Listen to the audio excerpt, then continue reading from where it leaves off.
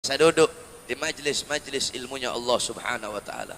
Saudara-saudara sekalian yang dimuliakan oleh Allah Subhanahu wa taala, sebagaimana dalam hadis, qala Rasul ya Ibn Mas'ud, ya Ibn Mas'ud, julusuka sa'atan fi majlisil ilm la tamassu qalaman wa la taktubu harfan khairul laka min itki alfi raqabah. Rasulullah bersabda kepada Ibn Mas'ud, wahai Ibn Mas'ud, dudukmu 1 jam, dudukmu sesaat di majlis ilmu, engkau tidak memegang pena, la tamassu qalaman wala taktubu harfan, engkau tidak menulis walaupun 1 huruf, cuma duduk saja di majlis-majlis ilmu, itu lebih utama, itu lebih baik, itu lebih mulia, itu lebih agung bagimu daripada memerdekakan 1000 orang budak. Saudara-saudara, memerdekakan 1 orang budak fadilahnya kelak di akhirat. Orang yang memerdekakan 1 orang budak, maka seluruh jawarih, seluruh anggota tubuhnya akan terbebas dari api nerakanya Allah. Itu yang memerdekakan 1 orang budak. Maka bagaimana kalau memerdekakan 1000 orang budak, sedangkan duduk sesaat di majelis ilmu, tidak megang pena, tidak megang pulpen, itu lebih utama, lebih mulia daripada memerdekakan 1000 orang budak. Karena majelis-majelis seperti pada malam hari ini, inilah warisan Nabi Muhammad. Nabi Muhammad tidak mewariskan harta, pangkat, jabatan, tahta, kekuasaan, emas, intan, permata. Bukan itu warisannya Nabi. Warisannya Nabi ilmu, amal, akhlak, ibadah, khauf, khasyah, zuhud, qanaah. Ini warisannya Nabi. Kalian duduk pada malam hari ini di ini majlis untuk menerima warisan Nabi Muhammad. Setelah engkau mendapatkan warisannya Nabi, adakah warisan yang lebih mulia? Adakah warisan yang lebih mahal? Adakah warisan yang lebih agung selain daripada warisan baginda Nabi besar Muhammad? Tidak ada, saudara-saudara. Warisan yang paling bermanfaat, yang paling mulia, yang paling mahal adalah warisan baginda Nabi besar Muhammad. Apa itu? Warisannya Nabi adalah ilmu. Oleh karenanya, didik anak-anak kalian dengan pendidikan-pendidikan agama. Didik anak-anak kalian dengan pendidikan Nabi Muhammad sallallahu alaihi wasallam. Didik anak-anak kalian akhlaknya Nabi, ilmunya Nabi, adabnya Nabi Muhammad. Sayyidina Ali bin Abi Thalib radhiyallahu an, beliau berkata, ta'addabtu bi'adabin Nabi. Aku beradab dengan adab Nabi Muhammad. Aku berakhlak dengan akhlak Nabi Muhammad. Seperti apa adab Sayyidina Ali bin Abi Thalib? Beliau dibunuh oleh Ibn Muljam dengan pisau khanzar. Ketika dipukul kepala beliau dengan pedang tersebut yang membuat beliau terbunuh, sebelum beliau mati, beliau berkata kepada keluarganya, wahai anak-anakku, beri Ibn Muljam minum karena dia dalam keadaan haus. Wahai anak-anakku, beri Ibn Muljam makan karena dia dalam keadaan kelaparan. Beri dia makanan sebagaimana makanan yang kalian berikan kepadaku. Wahai anak-anakku, beri Ibn Muljam perlindungan karena dia dalam keadaan ketakutan. Beri dia perlindungan sebagaimana perlindungan yang kalian berikan kepadaku. Ibn Muljam, orang yang memukul beliau dengan pedang, dengan pisau khanzar, tetapi beliau bilang, kasih dia makan, kasih dia minum, kasih dia perlindungan. Akhlak siapa ini? Ini akhlak Sayyidina Ali bin Abi Thalib. Ta'addabtu bi'adabin Nabi. Sedangkan Sayyidina Ali bin Abi Thalib berkata, aku beradab dengan adab Nabi Muhammad. Nabi Muhammad bersabda, adabani Rabbi fa ahsana ta'dibi.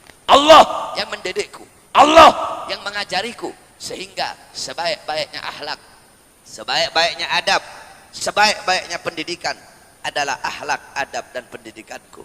Maka didik engkau punya anak-anak dengan pendidikan Nabi Muhammad sallallahu alaihi wasallam. Wasiat saya bagi para ibu-ibu yang hadir di ini majlis, kalian para ummahat, kalian para ibu-ibu adalah madrasatul ula.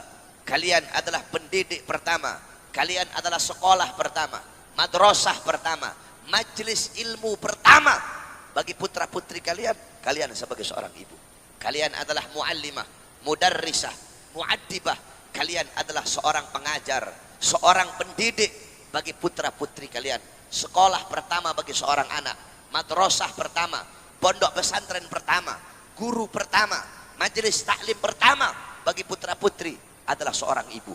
Baik buruknya anak tergantung dari ibunya. Makanya Allah mengumpamakan perempuan dalam Al-Quran sebagai haras. Nisa'ukum harsul lakum. Wanita-wanita kalian adalah ladang bagi kalian. Kita orang laki-laki yang bercocok tanam, perempuan ladangnya. Kalau kita bercocok tanam di ladang yang baik, hasilnya akan baik. Tapi kalau kita bercocok tanam di ladang yang rusak, di ladang yang kering kerontang, maka hasilnya pun akan rusak. Baik buruknya anak tergantung kalian sebagai seorang ibu. Sebagaimana di Mekah ada seorang ulama besar namanya Syekh Yasin Al-Fadani. Syekh Yasin Al-Fadani seorang ulama besar. Beliau ahli hadis, musnid dunia. Beliau itu kalau hafal jutaan hadis. Kalau lagi baca hadis beserta sanad-sanadnya sampai Nabi Muhammad. Al-Imam Suyuti fi zamanih. Beliau Imam Suyuti pada zamannya. Tetapi tidak ada satupun anak-anak beliau yang menggantikan beliau sebagai ahli hadis. Semua anak-anaknya jadi pedagang. Yang laki, yang perempuan, semua anak-anaknya jadi pengusaha. Kenapa anaknya tidak menggantikan beliau sebagai ahli hadis? Kenapa? Karena istri beliau bukanlah seorang alimah. Istri beliau bukan seorang alimah. Istri beliau adalah pengusaha. Sehingga semua anak-anaknya ikut menjadi pengusaha. Oleh karena wahai para ibu-ibu, didik kau punya anak-anak dengan pendidikan Nabi besar Muhammad sallallahu alaihi wasallam. Baik buruknya anak tergantung dari kalian. Hadramut melahirkan ulama, melahirkan para aulia, itu tidak bisa dilepaskan daripada kepribadian wanita-wanita yang ada di sana.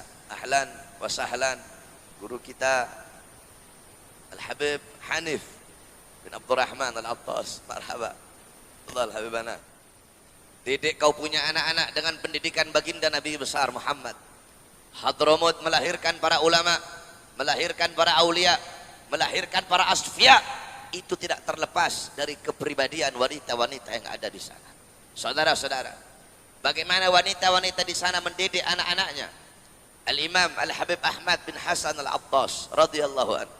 Beliau pernah bercerita, dulu aku pernah menemukan catatan tangan seorang wanita dari kabilah Al-Amudi.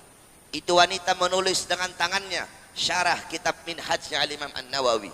Di akhir tulisan dia memberikan ta'liq, dia memberikan komentar. Apa komentar itu perempuan? Tolong kasih uzur, tolong kasih maaf kalau ada kata-kata yang salah dalam penulisan ini kitab. Kenapa? Karena aku menulis ini kitab dalam keadaan menyusui anak-anakku. Coba ibu-ibu bayangkan, perempuan di Hadramut nyusuin anak sambil bikin kitab. Gak heran anak-anaknya besar jadi pengarang kitab. Gak heran Habib Abdullah bin Alwi Al-Haddad umur 3 tahun kena penyakit cacar, membuat kedua matanya buta, tetapi umur 7 tahun hafal Quran. Umur 9 tahun hafal Kutubus Sittah, Bukhari, Muslim, Sunan Abi Dawud, Turmudi, Ibnu Majah, Nasai. Umur 11 tahun hafal Kutubul Ghazali, Ihya Ulumuddin, Bidayatul Hidayah, Miyarul Ilim, Mughasyafatul Qulub dan lain-lainnya. Kenapa? Itu tidak terlepas dari pendidikan ibunya.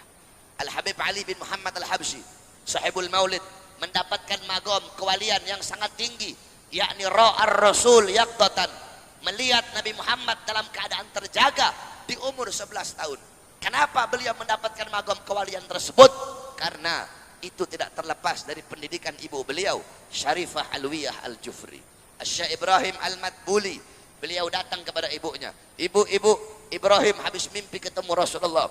Apa kata ibunya? Ibrahim, kalau cuma mimpi ketemu Rasulullah itu anak perempuan. Kalau udah ketemu langsung dengan Rasul itu baru anak laki-laki. Seperti itulah wanita-wanita di sana mendidik anak-anaknya dengan pendidikan Nabi Muhammad SAW. Sebagaimana dalam Al-Quran, nisa'ukum harsul lakum, wanita-wanita kalian adalah ladang bagi kalian.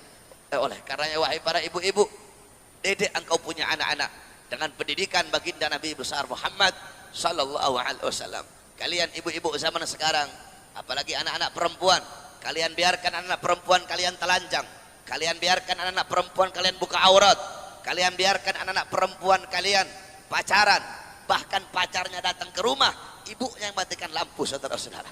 Oleh karenanya jaga anak-anak perempuan kalian. Kalian ibu-ibu zaman sekarang, kalian tahu di mana letak kursi, di mana letak lemari, kalian tahu di mana letak dapur, di mana letak kamar, di mana letak kasur, tetapi kalian tidak tahu di mana letak anak-anak perempuan kalian ketika malam. Intan, emas, permata, berlian, kalian kunci rapat-rapat dalam lemari, tetapi anak-anak perempuan kalian umbar kayak binatang.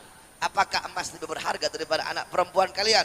Apakah intan permata lebih berharga daripada anak-anak perempuan kalian? Saudara-saudara, Sayyidina Ali bin Abi Thalib tiap malam rumahnya gelap. Orang-orang tanya, ya Ali, kamu tidak punya uang buat beli lentera? Aku punya uang buat beli lentera, tapi sengaja aku matikan bila malam agar orang-orang yang lewat depan rumahku tidak bisa melihat walaupun bayangan anak-anak perempuanku. bayangan anak perempuan yang tidak dapat dilihat, apalagi wujud anak-anak perempuannya. Oleh karenanya, wahai para ibu-ibu sekalian yang dimuliakan oleh Allah, jadilah kalian madrasatul ula, muallimah, muaddibah, mudarrisah bagi putra-putri kalian. Mudah-mudahan ibu-ibu yang ada di sini semuanya bisa menjadi pendidik yang baik bagi putra-putrinya, bisa menjadi pengajar yang baik bagi putra-putrinya. Amin, amin ya rabbal alamin. Ini saja yang dapat saya sampaikan. Kurang lebihnya saya mohon maaf karena tidak bisa lama. Malam hari ini saya ada 10 tempat. Ini tempat yang kedua, masih ada 8 lagi.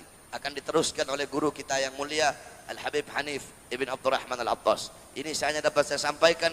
Kurang lebihnya saya mohon maaf. Wal afu minkum. Wassalamualaikum warahmatullahi wabarakatuh.